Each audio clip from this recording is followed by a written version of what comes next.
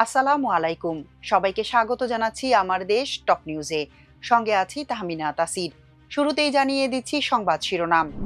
Metro রেলের নিরাপত্তা অডিটে কাঠামোগত ত্রুটি, অগ্নিকাণ্ডের ঝুঁকি চিহ্নিত। ২৬ কার্যদিবসের বাজেট অধিবেশন শেষ, পাশ হয়েছে ১০ সরকারি বিল। হামে আরও ৫ শিশুর মৃত্যু। ফ্যাসিবাদী দুঃশাসনের বিরুদ্ধে ক্ষোভের বিস্ফোরণ ছিল জুলাই গণ অভ্যুত্থান, বললেন রাষ্ট্রপতি। এবার বিস্তারিত। একটি স্বাধীন নিরাপত্তা অডিটে দেশের একমাত্র মেট্রো রেলের ৭৩০টি বেয়ারিং প্যাড ত্রুটিপূর্ণ পাওয়া গেছে, যা পরিদর্শন করা প্যাডগুলোর ২৩% বেশি। এই ত্রুটির সঙ্গে মেট্রো রেলের নিম্নমানের রাইডিং কোয়ালিটি এবং গতিসীমা সংকোচনের সরাসরি সম্পর্ক রয়েছে। ২১.২৬ কিলোমিটার দীর্ঘ এই লাইনের একাধিক স্থানে পিয়ার হেড অর্থাৎ থামের উপরিভাগ এবং কংক্রিটের বেস বা ভিতে উল্লেখযোগ্য ফাটল শনাক্ত করেছে অডিট কমিটি। এছাড়া মরিচা ধরা রেল লাইন, আটকানোর সরঞ্জাম এবং অন্যান্য যন্ত্রাংশ পাওয়া গেছে। এমনকি ট্রেনে নিরবিচ্ছিন্ন বিদ্যুৎ সরবরাহকারী ওভারহেড ক্যাটেনারি সিস্টেমের ইনসুলেটেড ওভারল্যাপগুলোতে শক্তিশালী বৈদ্যুতিক স্ফুলিঙ্গ বা স্পার্কিং একটি স্থায়ী পরিচালনগত ঝুঁকিতে পরিণত হয়েছে, যা অগ্নিকাণ্ডের আশঙ্কা তৈরি করছে।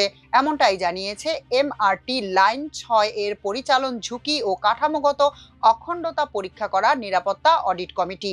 কম্পন, ঝাঁকুনি, ট্র্যাক সাপোর্ট সমস্যা, ত্রুটিপূর্ণ বেয়ারিং প্যাড এবং সাময়িক গতিসীমা সংকোচনের কারণে রাইডিং কোয়ালিটি বা যাত্রী স্বাচ্ছন্দ্য মারাত্মকভাবে ক্ষতিগ্রস্ত হয়েছে। প্রতিবেদনে এমনটাই উল্লেখ করেছে কমিটি। এতে আরও বলা হয়, অতিরিক্ত কম্পন নিয়ন্ত্রণের উদ্দেশ্যে ট্রেনগুলো তাদের মূল নকশাকৃত বা ডিজাইন স্পিডে চলতে পারছে না। প্রতিবেদনে বলা হয়, যদিও পুরো সিস্টেমটি ঘন্টায় সর্বোচ্চ ১১০ কিলোমিটার বেগে চলার জন্য ডিজাইন করা হয়েছিল, তবে ট্রেনগুলো বর্তমানে ঘন্টায় ৬০ থেকে ৯০ কিলোমিটার গতিতে চলছে। এমনকি কিছু কিছু সেকশনে প্রকৃত গতি নেমে যাচ্ছে ঘন্টায় মাত্র ৪৪ থেকে ৪৭ কিলোমিটারে, যা মেট্রো রেলের কর্মক্ষমতার বড় ধরনের ঘাটতি নির্দেশ করে।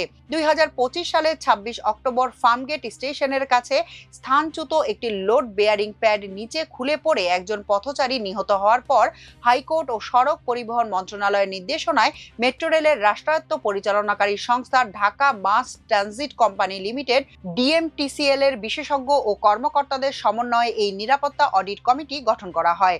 একই এলাকার কাছাকাছি একটি বেয়ারিং প্যাড ভেঙে পড়ার মাত্র ১ বছরের মাথায় এটি ছিল দ্বিতীয় ঘটনা, যা জাপানের অর্থায়নে নির্মিত ৩২,৭১৭ কোটি টাকার এই মেগা প্রকল্পের নকশা ও রক্ষণাবেক্ষণের গুরুতর ত্রুটি এবং নিরাপত্তা নিয়ে বড় প্রশ্ন তুলে। ২০২২ সালে ২৮ ডিসেম্বর চালু হওয়া এই উড়াল মেট্রো রেল দিয়াবাড়ি থেকে মতিঝিল রুটে প্রতিদিন প্রায় ৪ লাখ যাত্রী পরিবহন করে। এর মোট ১৬টি উড়াল স্টেশন রয়েছে। গত মে মাসে প্রস্তুতকৃত সর্বশেষ নিরাপত্তা অডিট প্রতিবেদনটি ডিএমটিসিএল এর কাছে উপস্থাপন করা হয়েছে এবং পূর্ববর্তী নির্দেশনা অনুযায়ী উচ্চ আদালতে জমা দেওয়া হয়েছে। ত্রয়োদশ জাতীয় সংসদের দ্বিতীয় এবং বর্তমান সরকারের প্রথম বাজেট অধিবেশন আজ বুধবার শেষ হয়েছে। ২৬ কার্যদিবসের এই অধিবেশনে ১০টি সরকারি বিল পাশ হয়েছে। বাজেটের উপর সাধারণ আলোচনা হয়েছে ১৪ কার্যদিবস এবং ৩১৬ জন সংসদ সদস্য এতে অংশ নেন। সংসদ সচিবালয় জানিয়েছে, বাজেটের উপর সাধারণ আলোচনা মোট ৪৮ ঘন্টা ৫১ মিনিট স্থায়ী হয়।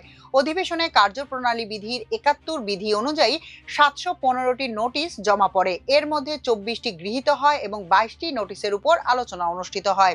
প্রশ্নোত্তর পর্বে প্রধানমন্ত্রীর উত্তরদানের জন্য ২৭৮টি প্রশ্ন জমা পড়ে। এর মধ্যে ৩৫টি প্রশ্নের উত্তর টেবিলে উপস্থাপন করা হয়। অন্যদিকে বিভিন্ন মন্ত্রণালয়ের মন্ত্রীদের উদ্দেশ্যে ৫,০৩১টি প্রশ্ন জমা পড়ে, যার মধ্যে ৩,৪৭৪টি প্রশ্নের উত্তর দেওয়া হয়েছে। এ অধিবেশনে সংবিধান সংশোধন সংক্রান্ত বিশেষ কমিটি সহ মোট ১১টি সংসদীয় কমিটি গঠন করা হয়েছে। পাশাপাশি কার্য উপদেষ্টা কমিটিও পুনর্গঠন করা হয়েছে। দেশে গত ২৪ ঘন্টায় হামে আরও ৫ শিশুর মৃত্যু হয়েছে।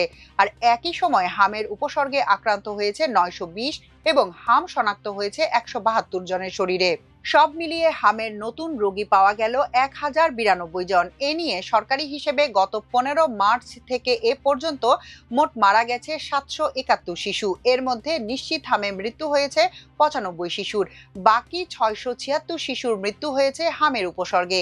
এখন পর্যন্ত মোট আক্রান্ত হয়েছে ১,২৮,০৭১ শিশু।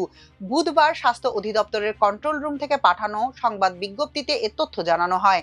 বিজ্ঞপ্তিতে বলা হয়, গত 15 মার্চ থেকে 15 জুলাই সকাল 8টা পর্যন্ত সন্দেহজনক হামের উপসর্গের রোগী পাওয়া গেছে 1,14,164 শিশু। এখন পর্যন্ত নিশ্চিত হামের রোগী পাওয়া গেছে 13,907 শিশু।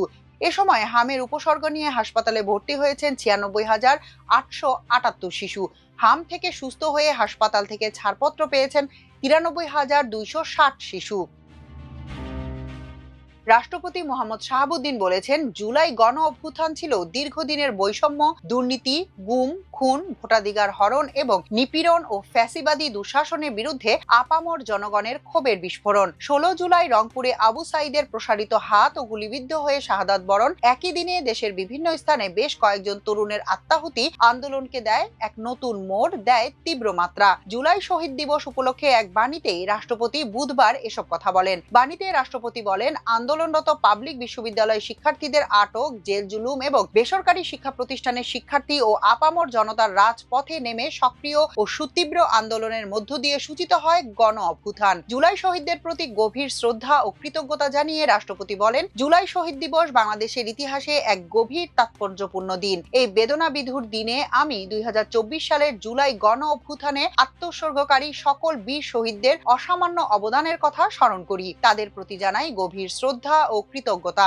তিনি বলেন, আমি শ্রদ্ধার সঙ্গে স্মরণ করছি আন্দোলনে আহত সেই সব সাহসী তরুণ তরুণী, যুব প্রজন্মকে, যাদের অনেকে পঙ্গুত্ব বরণ করে আজও যন্ত্রণাময় জীবনযাপন করছেন। একই সঙ্গে গভীর সমবেদনা জানাই শহীদ পরিবারের সদস্যদের প্রতি, যারা আপনজন হারানোর গভীর শোক বুকে ধারণ করেও অসীম ধৈর্য ও সাহসের পরিচয় দিয়ে চলেছেন। আমি জুলাই যোদ্ধা ও গণ অভ্যুত্থানে অংশগ্রহণকারী সকল দেশপ্রেমিক নাগরিকের ত্যাগ ও অবদান ও কৃতজ্ঞতার সঙ্গে স্মরণ করছি। এখনকার মতো এ পর্যন্তই। সবাই ভালো থাকুন, সুস্থ থাকুন, থাকুন আমার দেশের সঙ্গে।